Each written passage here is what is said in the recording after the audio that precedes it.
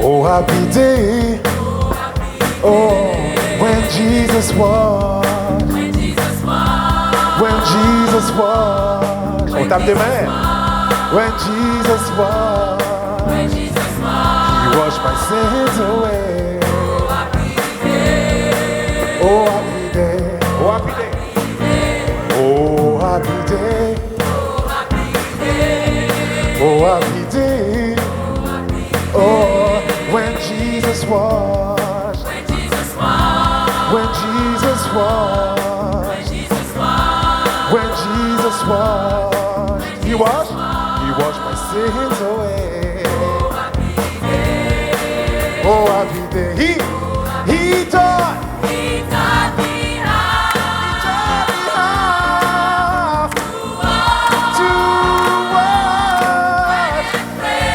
Fight and pray. And he taught me how to rejoice.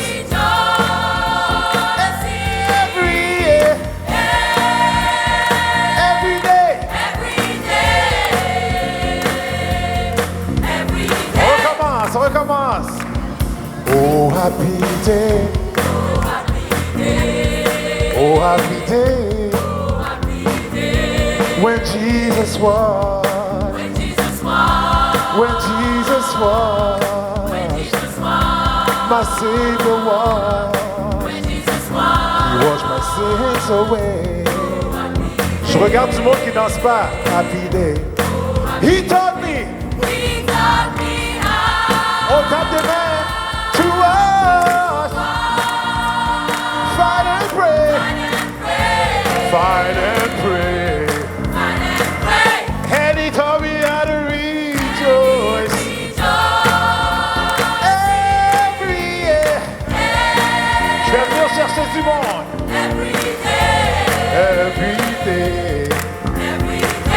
Oh, happy day. Oh, happy day. When Jesus washed. Ils sont où les chanteurs de Sherbrooke? When Jesus washed. He washed my sins away. Oh, happy day. He taught.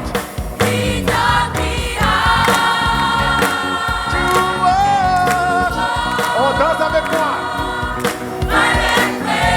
Fight and pray. And on me how to rejoice. Yeah. Oh, every year. Yes. Every day. Oh, happy day. Happy day. Pour ceux qui peuvent se pencher avec moi, on se penche. Happy day. Ah, on commence à danser là. Happy day. On reste là. Doucement. Happy day. Vous savez, on vit dans une société qui nous encourage à être maître de nos propres vies. Hein? On dit, on peut choisir notre destinée. On dit, choisis ta destinée. On dit aussi de choisir ton sexe, choisir ton genre. On a beaucoup de choix. Et il me semble que c'est un gros poids, ça, sur le dos des Canadiens et des gens de notre société. Et si la grande question, c'est tout d'un coup qu'on n'était pas appelé à conduire nos vies seuls.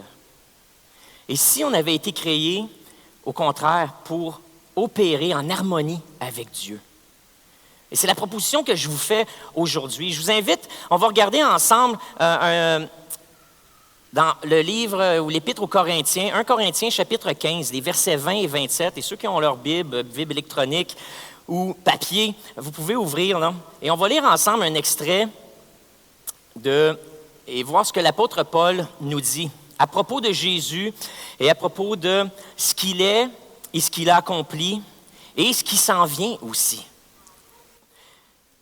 1 Corinthiens chapitre 15, l'apôtre Paul écrit ceci. « Christ est ressuscité des morts. Il est le premier de ceux qui sont morts. Car puisque la mort est venue par un homme, c'est-à-dire Adam, c'est aussi par un homme qu'est venue la résurrection des morts.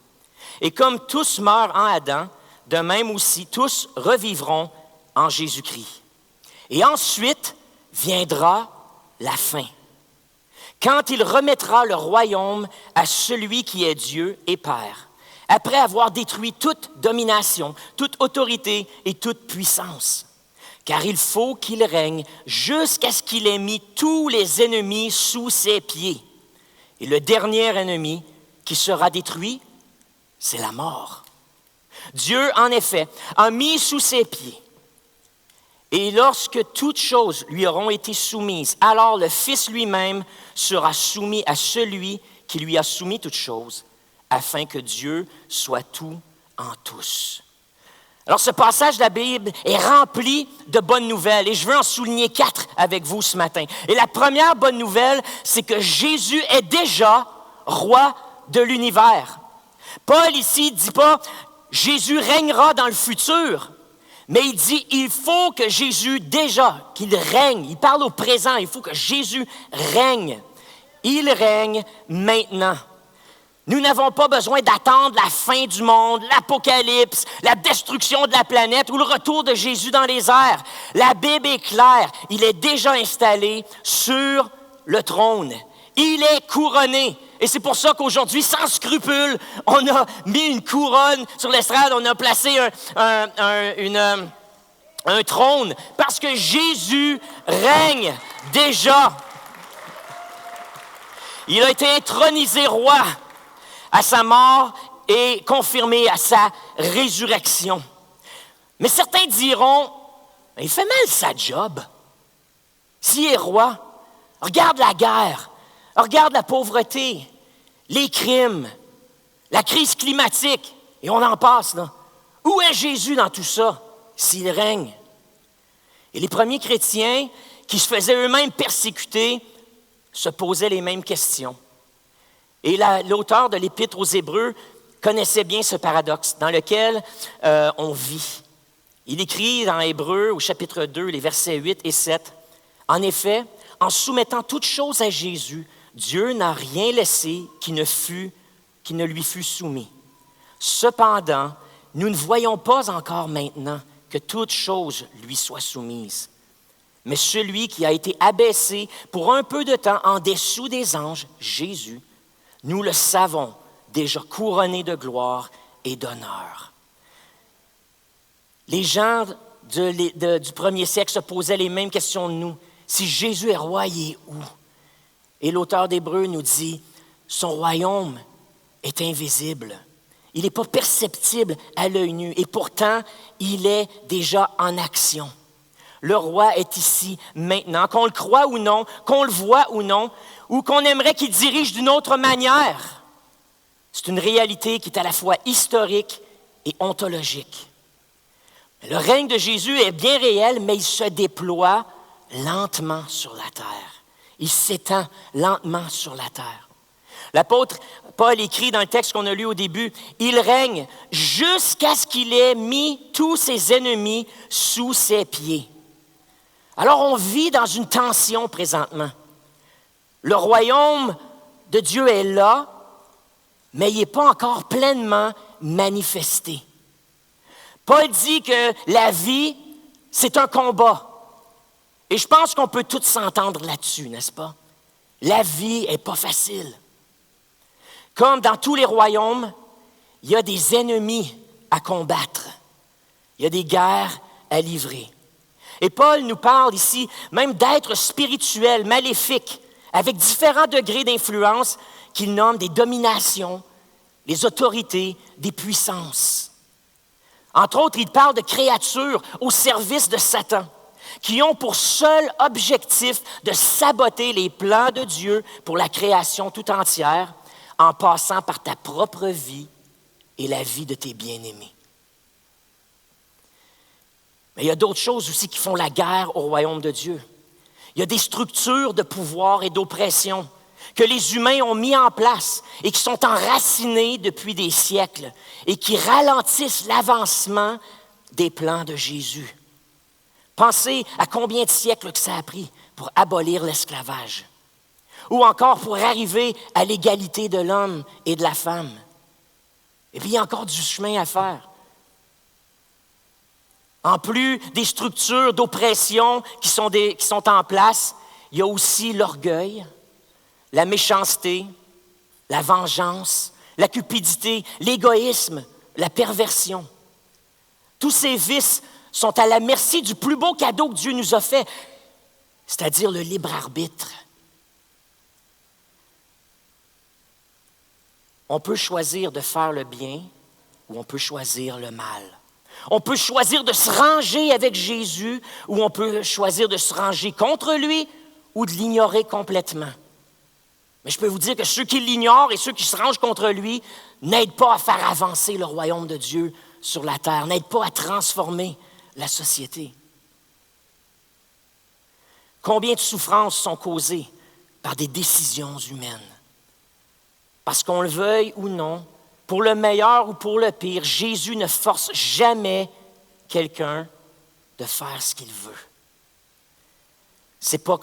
Il n'est pas comme ces leaders qui sont dominateurs, narcissiques, qui cherchent à imposer leur vision du monde. Jésus se cherche des hommes et des femmes qui vont volontairement coopérer avec lui et se joindre à son mouvement de changement sans l'imposer par la force. On ne peut pas nier que le mal existe toujours. Mais voici la deuxième bonne nouvelle que Paul nous dit. Le mal ne règne plus. Oh, le mal existe, mais il ne règne plus sur la terre. C'est-à-dire qu'il peut être renversé par les gens de bien qui opèrent dans un cadre de référence orienté autour de l'Évangile de Jésus et qui marchent à la suite de Jésus. On peut renverser le mal, on peut changer les structures qui sont là pour dominer sur les gens et on peut défier et combattre, vaincre les forces du diable qui luttent contre vous et moi et nos familles.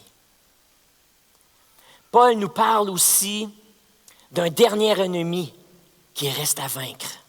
Et celui-là, Jésus se le réserve pour la fin. Paul dit, il identifie la mort comme étant un ennemi. La mort est l'ennemi ultime de Dieu et des humains.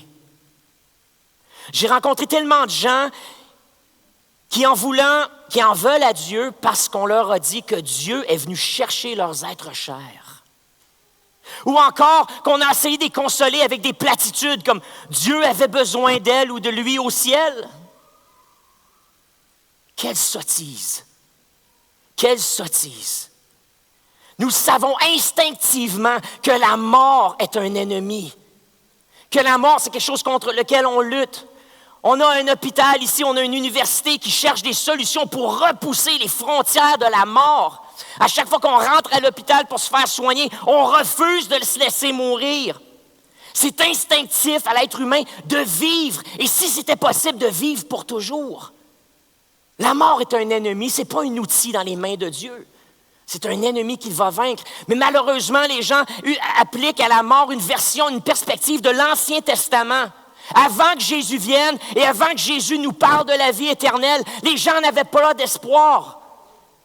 Et on applique cette perspective de l'Ancien Testament au Nouveau Testament, à notre vie maintenant, mais ça n'a rien à voir. Et c'est une des raisons pourquoi Jésus est venu sur la terre pour corriger notre mauvaise théologie. Nous sommes faits, créés pour vivre éternellement. La mort est au service du diable, non pas de Dieu. Alors, la prochaine fois que vous vivez un deuil,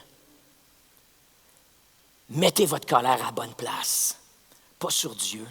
La prochaine fois que vous êtes au chevet de quelqu'un meurt devant vous, imposez-leur les mains, faites ce que Jésus a dit, ressuscitez les morts.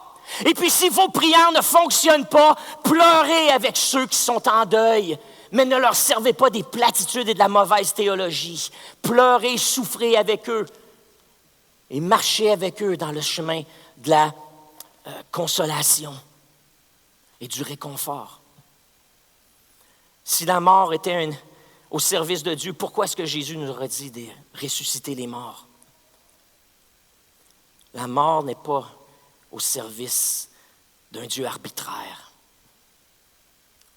Donc voici la troisième bonne nouvelle. La mort n'aura pas le dernier mot. La mort n'aura pas le dernier mot.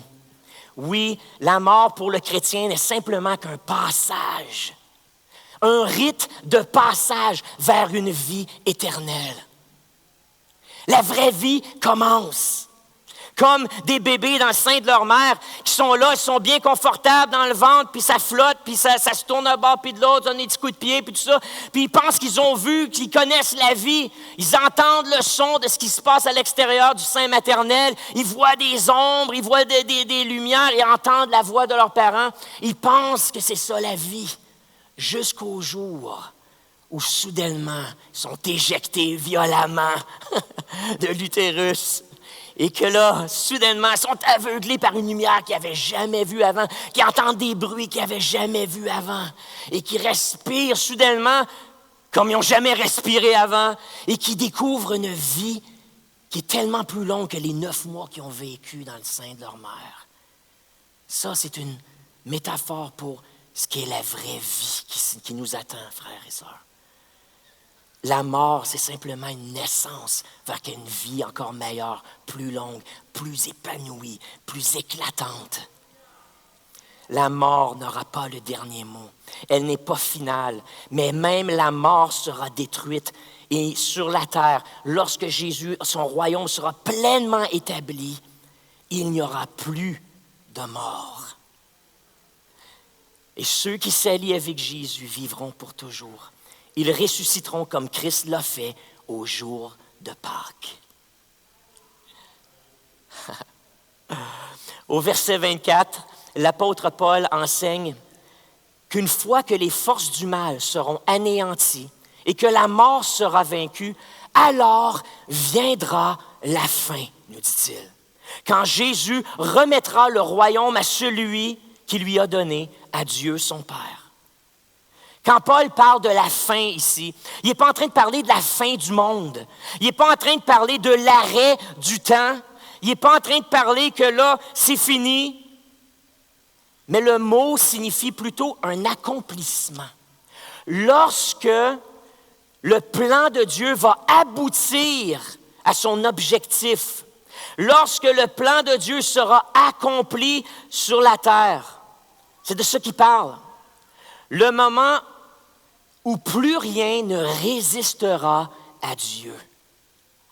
Toute la création et les humains qui y vivent seront enfin en harmonie avec leur Créateur et les uns avec les autres. N'est-ce pas le souhait de tous les humains? Lorsqu'on fait des sondages de rue puis on demande aux gens si vous aviez un vœu qui pouvait s'accomplir, un souhait qui vous est donné, réalisé, qu'est-ce que vous aimeriez? La majorité des gens disent la paix sur la terre. La paix sur la terre. Et je veux vous dire que c'est le souhait de Dieu, mais c'est aussi le projet de Dieu. Quand vous dites ça, que vous soyez croyant ou non, vous êtes en plein dans le cœur de Dieu et vous souhaitez, vous vous alignez avec le souhait de Dieu et son plan qui est déjà en marche pour établir la paix dans le monde. C'est à cela que Jésus travaille présentement avec ceux qui veulent collaborer avec lui et avec ses stratégies et son code d'éthique. Et la Bible nous dit que c'est à ce moment-là que Jésus va remettre, une fois que la paix est établie, qu'il a atteint son objectif, il va remettre son royaume, ou le royaume qui lui a été confié, à son Père, afin que Dieu soit tout en tous. Parce que tout sera enfin restauré, selon l'intention originale de Dieu, telle qu'il l'avait imaginée au moment de la création. À la fin, quand tout sera accompli, le plan divin sera accompli, tout l'univers incluant notre petite planète bleue, sera parfaitement alignée sous la gouvernance du Dieu d'amour. Il y en a, vous êtes ici ce matin ou cet après-midi, puis vous dites, bon, en quoi cela me concerne? Hein? Qu'est-ce que ça change à ma vie, tout ça? Mais pour plusieurs, le message de Pâques se résume seulement à une chose. Jésus est mort pour nos péchés, pour qu'on puisse aller au ciel au lieu d'aller en enfer. Et si on demande à beaucoup de chrétiens, c'est quoi le message du salut, c'est quoi le message de l'Évangile, ils vont vous dire, Jésus est mort pour moi, pour me pardonner mes péchés, pour que j'aille au ciel et non pas en enfer. C'est tellement une vision réductionniste, simpliste, limitée de ce qu'est la bonne nouvelle de Jésus-Christ. C'est tellement plus que ça, le salut en Jésus. C'est tellement plus que ça, l'Évangile, le message de l'Évangile. C'est vrai que Jésus a été crucifié en rançon pour nous et pour nous réconcilier avec Dieu. Mais la vraie question, c'est dans quel but qu'il nous pardonne? C'est dans quel but qu'il est mort pour nous et puis qu'il purifie nos péchés? La mort de Jésus avait pour but de nous purifier afin qu'on puisse être consacrés à son service. Église, je vais maintenant vous dire un mystère. Écoutez bien. Avant la venue de Christ, la Bible nous montre que Dieu avait confié l'intendance des nations à des puissances spirituelles, des êtres créés par Dieu et qui faisaient partie de son conseil divin. La Bible appelle parfois dans l'Ancien Testament ces êtres les fils de Dieu, parfois les Elohim, parfois des dieux avec un petit d, un d minuscule, ou encore des princes ou des principautés. Ces puissances agissaient comme intermédiaires entre Dieu et les différents peuples de la terre. Toutefois, ces principautés se sont rebellées contre Dieu et ont cherché à dominer les humains plutôt que simplement remplir leur fonction d'intermédiaire entre les hommes et Dieu. Ces entités sont à l'origine des grandes religions du monde, de l'Antiquité à aujourd'hui. Mais Dieu, lui, s'était choisi un peuple, le peuple hébreu, la nation d'Israël. Avec eux, il n'y avait pas d'intermédiaire. Dieu a dit lui-même, avait déclaré, on lit ça dans l'Ancien Testament, « Je serai leur Dieu et ils seront mon peuple. » Aucun intermédiaire, contact direct avec le Dieu créateur. La mission du peuple de Dieu était claire, révéler le vrai Dieu, démontrer sa suprématie et attirer les nations à lui. Mais l'histoire nous montre une réalité tragique. Israël a échoué. Au lieu de révéler Dieu aux nations, ils ont adopté les dieux des nations. Et cette infidélité a conduit à leur chute, à leur dispersion sur tout le globe et à une crise d'identité qui se ressent encore aujourd'hui quand on regarde les nouvelles, encore cette semaine. Mais c'est là que Jésus entre en scène. Par sa venue, sa mort et sa résurrection, Dieu a fait quelque chose de radical. Il a désarmé les principautés. Il a retiré leur autorité sur les nations et il a confié toute autorité à son Fils Jésus, afin qu'il soit tout pour tous, l'autorité suprême.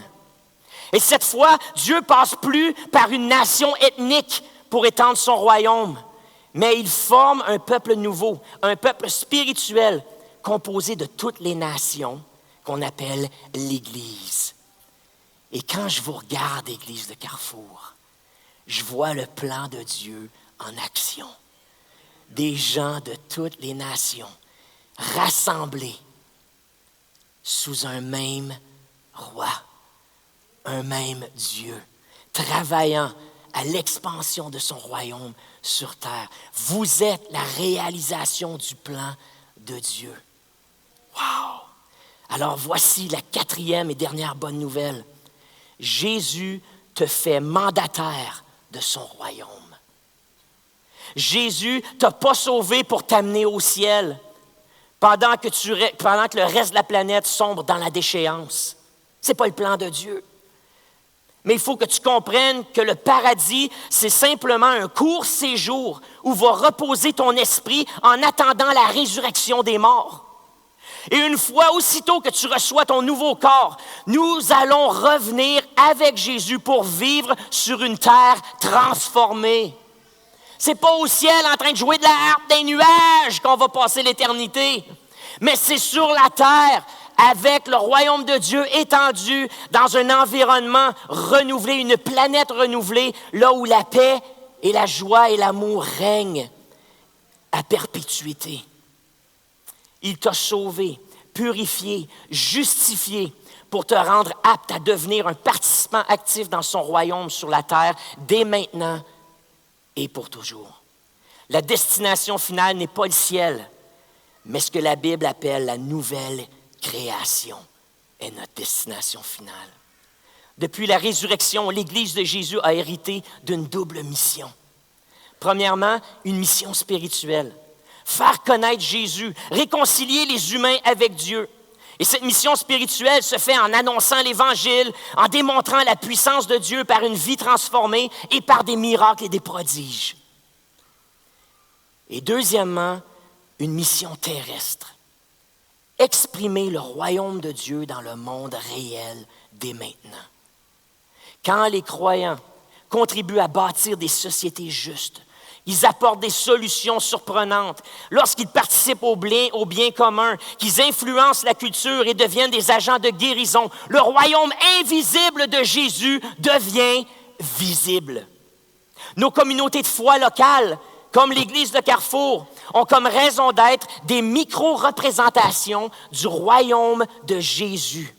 Et leur but, c'est d'inspirer et attirer des concitoyens à vouloir se joindre à la cause de Jésus.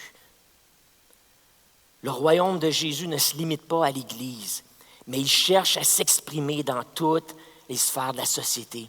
C'est pour ça que les concepts de laïcité, et quand on entend notre premier ministre et d'autres ministres dire « c'est beau la religion, mais qui vivent ça à l'Église, qui aillent prier à l'Église, la religion dans les églises ou dans les maisons, mais pas ailleurs. » Je m'excuse, mais ce n'est pas comme ça que ça marche.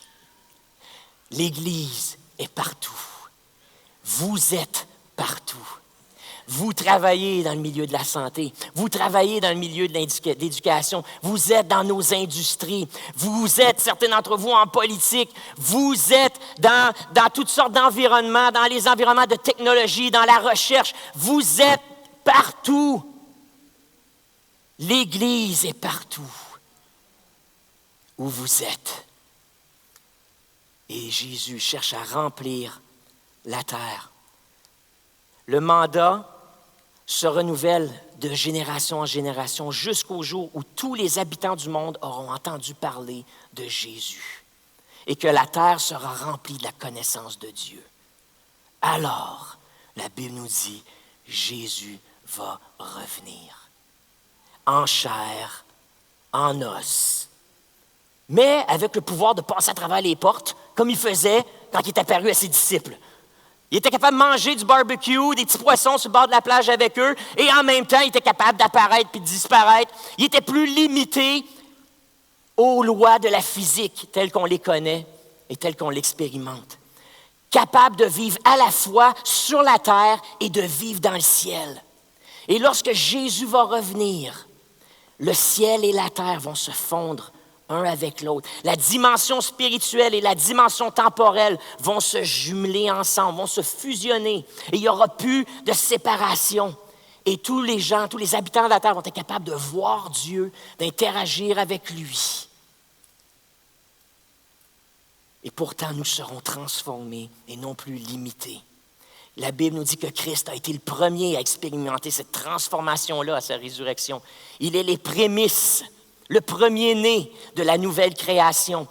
Et maintenant, nous et toute la terre entière, on s'en va dans cette direction-là où on va être renouvelé, transformé, à la fois des êtres spirituels et temporels.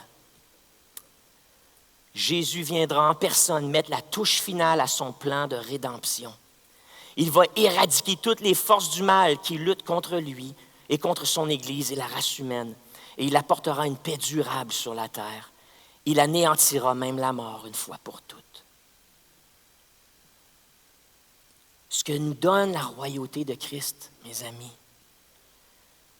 ça nous donne un sens et une direction à nos vies. Jésus devient notre dirigeant, notre modèle, notre guide. La royauté de Christ nous offre aussi une sécurité et une consolation. Rien n'échappe à son pouvoir et à son autorité. Et il n'y a pas un problème dans ta vie ou une situation dans ta vie qui est trop grande, trop compliquée pour lui. Et la royauté de Christ nourrit notre espérance. Les souffrances présentes, le combat est réel, on le sait. Mais nos souffrances présentes ne sont pas finales. Oui, il est vrai que parfois il faut souffrir pour un peu de temps. Mais le message de l'Évangile, c'est que après avoir souffert un peu de temps, nous hériterons de la vie éternelle. Et mes amis, Jésus n'est pas en élection. Jésus n'attend pas ton vote avant de régner. Il est déjà roi du monde et de l'univers. La seule question, oui, on peut applaudir, amen. Il est roi. Il est roi. Il n'attend pas ton vote. La seule question qui demeure est la suivante. Est-ce qu'il règne dans ta vie? Règne-t-il dans ta vie? Est-il ton roi? Et pour conclure aujourd'hui, je cherchais un moyen de rendre ce culte interactif un peu. Et en m'inspirant du credo des apôtres et des credos de l'Église chrétienne, à travers les siècles, j'ai mis sur papier ou sur diapo une déclaration de foi qui contient, je vous dirais, les éléments essentiels du christianisme. Et des fois, on se demande, peut-être vous cherchez vos mots des fois lorsque vous pensez, c'est quoi le christianisme? Hein? Déjà, je vous ai expliqué le plan du salut, c'est quoi? Christ est mort pour nous, il a pardonné nos péchés, pas pour qu'on aille juste au ciel, mais pour nous rendre aptes à régner avec lui. Ça, c'est le message. Mais maintenant, qu'est-ce que ça croit un chrétien? Certains d'entre vous, peut-être vous êtes ici, vous n'avez pas grandi dans l'Église, ou peut-être vous avez fait de la catéchèse quand vous étiez petit, puis à un moment donné, la religion, ça vous a pas attiré, vous avez choisi autre chose, puis vous vous souvenez pas de ce que vous avez appris. Puis là, vous vous demandez, c'est quoi donc, si je pouvais avoir un résumé, là, ça croit à quoi un chrétien? Bien, je vous dirais que ce qu'on va mettre à l'écran, puis ce qu'on va réciter ensemble, c'est les éléments essentiels que les chrétiens croient. Et que si on ne croit pas ça, généralement, c'est parce que tu es peut-être dans une religion ou dans un pseudo-christianisme. Mais si tu veux savoir c'est quoi le christianisme, ben, je te dirais que ça va contenir les éléments qu'on va lire ensemble aujourd'hui. Alors, je vous invite à vous lever avec moi et de porter vos yeux vers l'écran. J'espère qu'en arrière, vous pouvez voir. S'il faut que vous vous déplaciez un petit peu, là, peut-être dans les rangées, au milieu ou sur les côtés pour bien voir les écrans, faites-le. Mais ce qu'on va faire, c'est qu'on va déclarer cette déclaration de foi ensemble. On va la lire ensemble. Certains d'entre vous, vous allez le faire parce que vous êtes d'accord avec ça, vous le croyez. Certains d'entre vous, ça va être la première fois que vous lisez quelque chose comme ça. Je vous invite à participer. Et en participant, simplement à réfléchir à ce qui est dit. Ça ne vous engage absolument à rien, cette déclaration-là. C'est pas rien de magique non plus. C'est simplement une manière pour nous qui sont déjà croyants d'affirmer notre foi, mais peut-être pour vous de découvrir qu'est-ce que c'est d'être chrétien. Alors, Charles, est-ce qu'on peut le mettre à l'écran? Alors, je vous invite, on va lire doucement ensemble. Pendant ce temps-là, peut-être, oui, les gars, vous pouvez me faire un peu de piano. On commence. Jésus-Christ, je déclare que tu es le Fils de Dieu, le Créateur. Tu as quitté le ciel pour venir sur la terre. Et par ta vie et ton enseignement, tu as révélé le royaume de Dieu, ton Père, le seul vrai Dieu. Je crois que tu as été crucifié, que tu es mort pour nos péchés, afin de nous réconcilier avec Dieu. Je crois que tu es ressuscité dans un corps glorifié et que tu vis pour toujours. Je sais que tu règnes maintenant sur la terre comme au ciel, que tout est soumis, visible et invisible, et que tu réponds à ceux qui t'invoquent. Je reconnais que tu donnes ton Saint-Esprit à ton Église et que, rempli de ton amour, de ta sagesse et de ta puissance, elle participe à ton œuvre, le salut des humains et à l'avancement de ton royaume. J'attends ton retour glorieux pour juger les vivants et les morts. Je crois que les croyants recevront la vie éternelle dans un corps nouveau comme le tien. Je crois que ton règne sera pleinement établi et que toute chose sur la terre sera restaurée et que tout sera en parfaite harmonie avec ton Père et toi pour les siècles des siècles. Amen.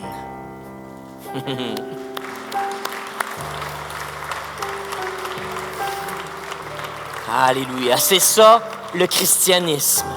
Je vous invite juste à fermer vos yeux un instant.